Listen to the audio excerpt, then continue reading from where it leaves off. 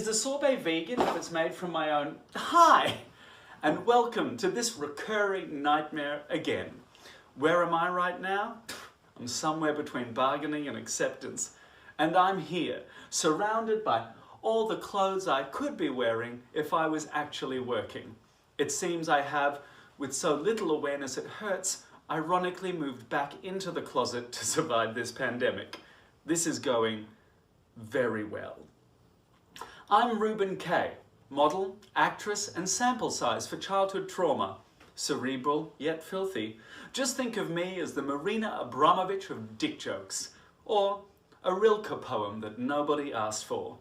But isn't that every Rilke poem? Let's get down to business. And, in the words of Mother Teresa, not in the face! Reality has not stopped this week, no matter how fervently I asked it to. So yes, it seems like most men, it took something happening directly to me before I realized what the words consensual boundary meant. It is week 9 of Unwind, and restrictions around the world are slowly being lifted, and I, for one, am grateful, because it was very difficult to organize a bukkake from 1.5 meters away. Difficult, but not impossible. And, to be honest, the restrictions are being lifted in Australia with absolutely no thanks to the government's COVID-safe tracing app, which launched with all the optimism of Elias' career and crashed just as quickly. With only 1% of Australians downloading the app, and a 180 by the government on its necessity so fast and so poorly executed it could have been driven by Caitlyn Jenner, we can safely say this app was less effective than the isolation warnings on Grindr, a gay dating app with a setting just for fisting. And I know, this whole thing is taking a toll on us all. I don't want to say I'm not dealing well with the pandemic, but last week I made love to and then ate an entire pork knuckle. What a sad realization to discover we were both bossy bottoms. But I'm more than just the bossy bottom in my own abduction roleplay. In these times of crisis, we often turn to our spiritual elders, and that's where I come in. You see, I'm a self-defined wellness guru, because an accredited wellness guru just isn't a thing. It's like a unicorn or a gymnastics coach that understands personal boundaries. And if I've become a guru, which I think we can all agree I have, then Unwind has become my Bikram. But before I chuck a Matt Damon and align myself with a known sexual offender, let's take a step back. The world is a circus right now. And although the circus may seem foreign to a lot of you, I feel right at home. I mean, I've got 3 rings, I'm particularly good underneath a big top, and I've fucked more acrobats than Cirque du Soleil's legal team. So let's move on to the wine. It's been a week this week, and I have had to add to my red Panadol. I've been adding real Panadol, and ibuprofen, and, to be honest, any opioids I can find. I mean, I'm one more piece of bad news away from picking the poppy seeds off bagels and toasting them over an open spoon. This wine came with a warning not to expose it to sunlight or anyone with a compromised immune system, and much like most of my choices in men, I regret it immediately. But, as my mum said to me at my bar mitzvah, son, once it's in your mouth, you're fucked. Oh, my soft palate just put out a cease and desist. But when have I ever listened to her? So, grab whatever's near and dear to you and step out of the shit show we call 2020. Close your eyes and click your heels and repeat after me. There's no place like homo. There's no place like homo. Feel the breath fill you up, and when the breath fails you, there's always wine. And if the wine doesn't work, try poppers. Remember, it's your pandemic. And as you calmly ascend the ladder and consciously uncouple from the collapsed souffle we call 2020, open the doors of your perception and find the sewage system in your mind palace. Because it's time to empty the septic tank of your memory in a ritual cleansing we call breathe in and fuck off. Well, I guess we now know what the answer to the question, what if sadness and anger made a Merlot? A man on Twitter, going by the handle Professor Wilhelm, is currently subscribing to multiple women's OnlyFans account and then sending their nudes to their families in a misogynist crusade of slut-shaming, kink-shaming, whorephobia and general mask fuckery. This piece of shit is literally hunting down sex workers and actively attempting to destroy their lives for shits and giggles. It is violation. Plain and simple. And anyone who intentionally violates and hurts women under the guise of religious or moral superiority can definitely burn in hell.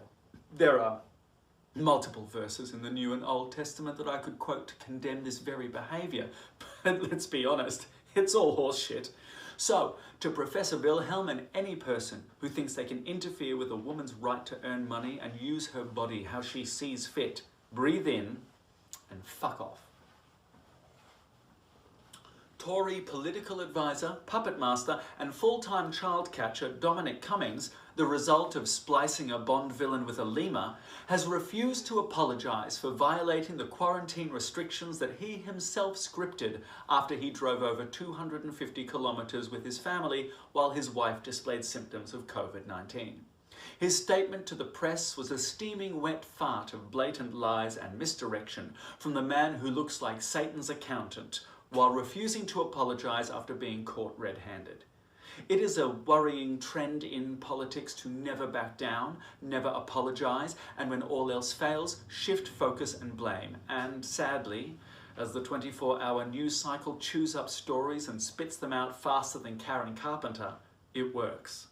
Even more horrific was Boris Johnson, British Prime Minister and the face-voted world's most challenging wank, and the man I hold responsible for over 35,000 deaths from coronavirus in the UK, leaping to his defence in full support of Cummings' flagrant disregard for public safety, making us all wonder, what does Cummings have on Boris that makes him leap to his defence like some Stockholm Syndrome-afflicted inbred cocker spaniel?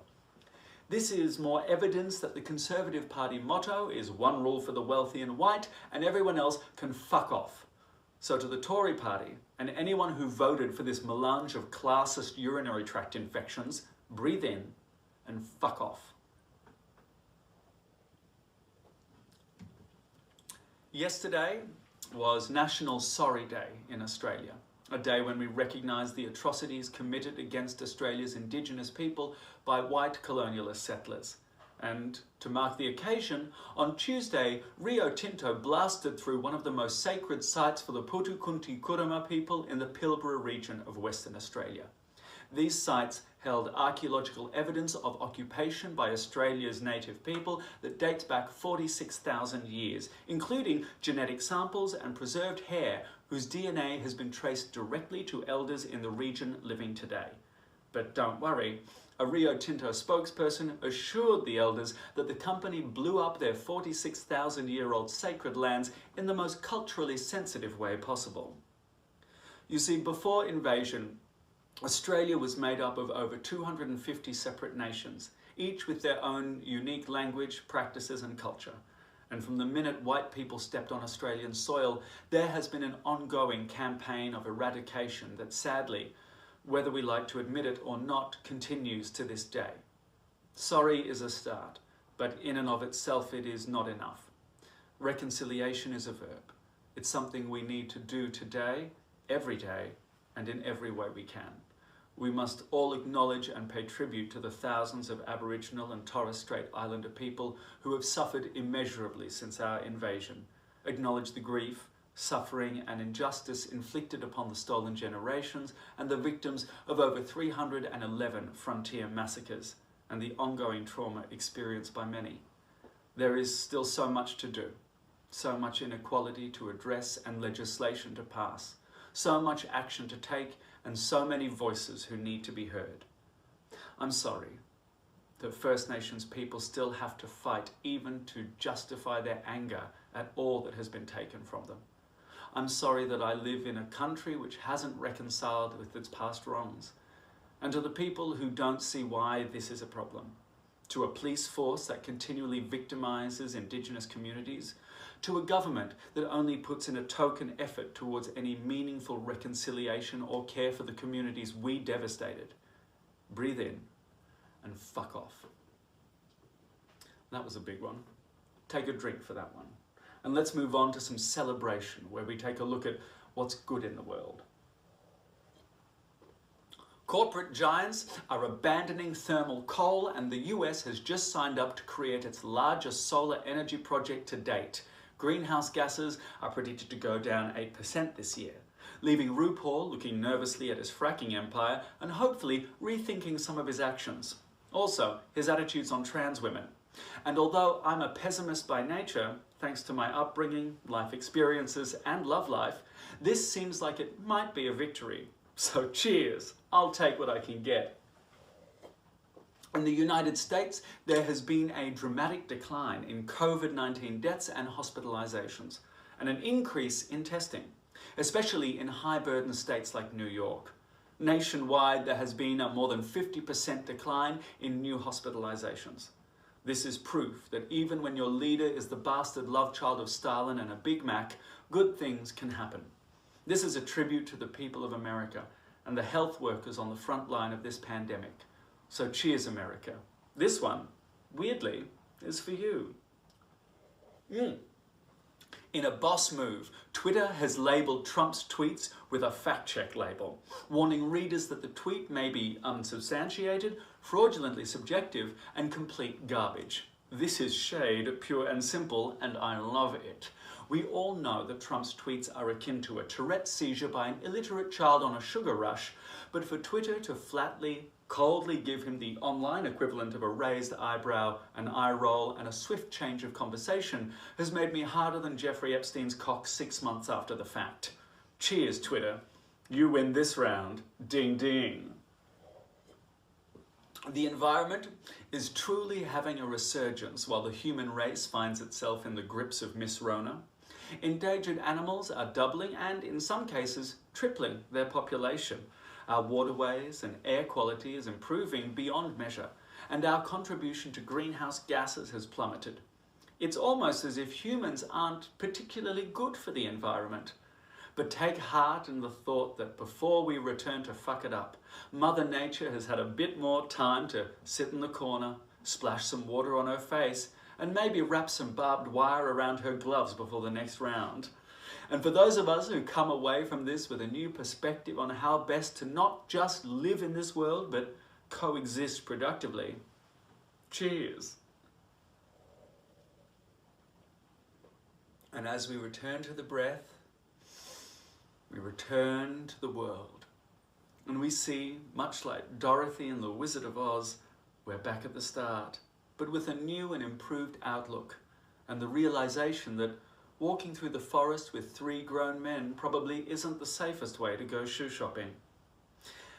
And now, as we begin to see the light at the end of this tunnel, as leaders begin to consider opening up our economies and our lives again, this would normally be where I would end on an emotional note. I would reach out across the worldwide webs to find some way to summarize our common experience, encapsulate the sadness, fear, and communal sense of mourning that we're all experiencing, to hold up a mirror to the overarching and, quite frankly, inescapable sense of loss that has affected us all. But this week, it all just seems too much. So I will say this: reach out to friends and family. Tell them you care. Practice empathy. It's not just your pandemic, it's our pandemic. And now that restrictions are relaxed, swallow. It's only common courtesy. Namaste at home, bitches. If today's meditation has helped to put you at ease, then put me at ease by allowing me to eat or pay rent. My PayPal is paypal.me/RRK Entertainment, so donate to this homosexual Jew. If anything, just to prove to your friends that you're not prejudiced. If you cannot donate for whatever reason, then please don't feel pressured. We're all just getting through this. If you can, share this video and tag a friend. Or better yet, tag a conservative uncle and share a friend. I'm Reuben Kaye. You've been watching Unwind, and I can't believe I douched for this. Did I douche? Did I? Oh please, Mother Teresa never used birth control. Welcome to my downward spiral. Wouldn't it be nice to be in a coma through this? I'm an actress, a singer, and an award-winning cry for help. Heterosexuality's not a thing anymore. I'm the embodiment of gay culture. This is the new normal.